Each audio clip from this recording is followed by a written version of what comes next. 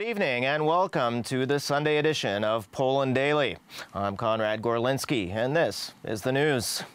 Well, over 380 billion Polish zloty. These were the material losses suffered by Warsaw during the Second World War. As a result of German crimes and repressions, over 700,000 inhabitants of the capital lost their lives. However, this is only a fraction of the losses that Poland suffered during the occupation. On the eve of the 78th anniversary of the Warsaw Uprising, a discussion is being revived about the possibility of enforcing reparations from Germany for the crimes they committed.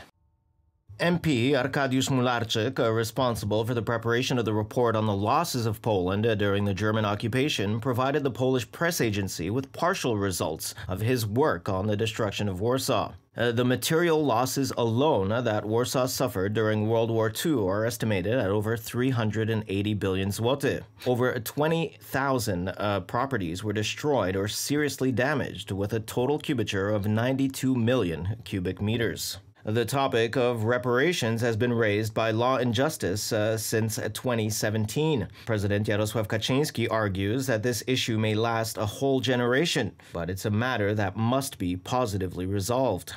Germany is not settled with us. We are still Germany's creditor, and on a grand scale. And this is not just about reparations. It's also about a moral settlement. This week, the leader of the German CDU party, Friedrich Merz, visited Poland. When asked about reparations, he replied that the topic was now closed. At this stage, admitting this is actually to their disadvantage. If they were a nation that had learned the lessons of World War II, then of course the matter would have been settled long ago. Lawyers, however, argue that in the light of international law, it is possible to recover war reparations due to Poland.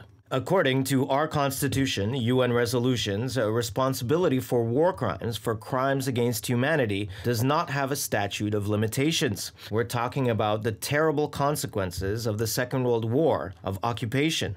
The Germans committed countless crimes during World War II. During the occupation, up to 700,000 Warsaw residents died, and the city was turned to dust. As a result of the planned extermination of the Polish nation, over 6 million citizens of the Second Polish Republic lost their lives. Tangible losses, intangible cultural assets, and the blown-up Saxon palace, Brühl Palace, perhaps the Germans should participate in the reconstruction, since these objects are about to reappear in Warsaw. According to Professor MIECZYSŁAW RYBA, repairs do not fit in with the vision of German politics, because the world also remembers about German crimes.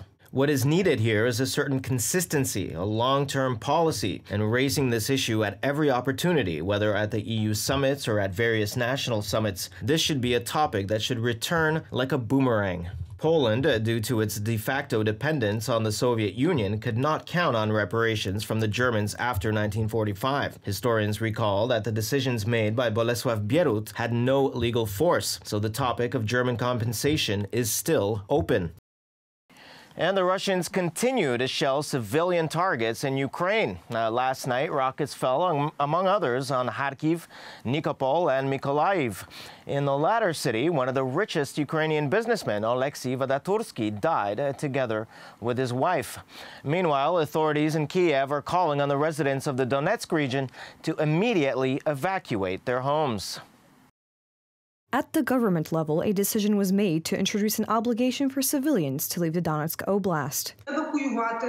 The gas pipeline supplying gas to the Donetsk Oblast has been permanently damaged, so we know that the winter season will be extremely difficult there. Many Donbass residents expected the war to end soon, and they were used to the 8-year-long war. People do not want to leave their homes. Others say that they have to take care of sick parents, dogs, or cats, and they are also accompanied by a strong fear of the unknown. The Russians rejected the request of the delegation of the International Committee of the Red Cross in Ukraine to investigate the situation of prisoners of war in the Olenivka prison. The American company Maxar Technologies has published satellite photos of the facility, which show that after the July 29th explosion, only one facility was damaged. We are not Russia precisely because every life is important to us, and we will use every opportunity to save as many lives as possible and limit Russian terror as much as possible. At this stage of the war, terror is Russia's main weapon, and that is why the main task of every Ukrainian, every defender of freedom and humanity in the world, is to do everything possible to isolate the terrorist state and protect as many people as possible from Russian attacks. I am grateful to everyone who fights for Ukraine, grateful to everyone who saves our people from Russian terror.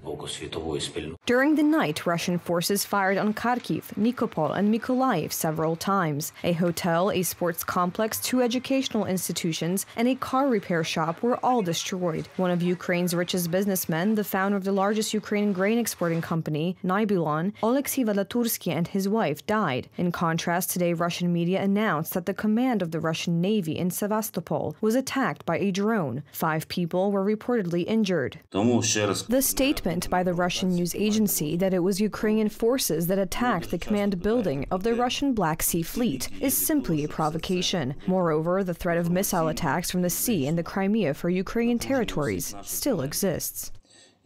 Meanwhile, according to the Russian media, the military parade in Sevastopol was cancelled on the occasion of today's celebration of the Russian Navy. And Gazeta Polska found hitherto unknown information about the past of Jan Weichert, the founder of ITI Holdings. According to the findings of the journalists of the weekly magazine, Waldemar Więczkowski was to be its CEO. He graduated from the KGB college in Moscow in the mid-1980s and maintained official contacts with KGB officers from the Soviet Army unit in Rembertów. According to the findings of Gazeta Polska, Waldemar Więczkowski was quickly promoted in the structures of the security service.